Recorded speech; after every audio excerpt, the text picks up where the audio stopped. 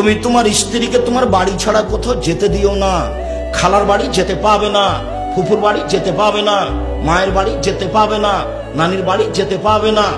জরুরি প্রয়োজন ছাড়া বাড়ি ত্যাগ করতে পাবে না। বাজারে যাওয়া তো বহু দূরের কথা। বাজারে বাজার করতে যাওয়া ভ্যানিটি ব্যাগ তো বহু দূরের কথা। তো কাপুরুষের স্ত্রী করে, যার শরীরে রক্ত বলে কোনো জিনিস নাই, সবটুকুই পুজ, তাকে একটুকু খারাপ লাগে।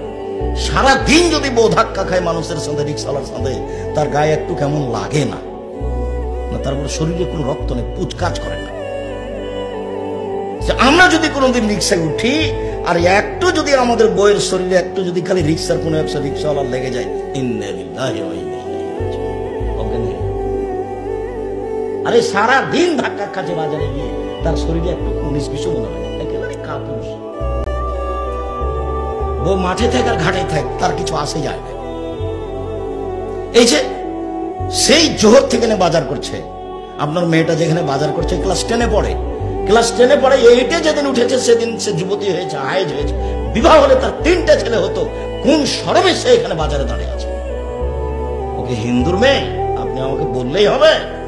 জন্ম দিয়েছেন আপনি, কন্ট্রোল করবেন আপনি। তাহাজ্জুদ পড়ে জান্নাত কিনতে চান না, হল হিসাব 3 শ্রেণীর মানুষ জান্নাতে যাবে না। তাহাজ্জুদ পড়লেও হবে না, হজ করলেও হবে না।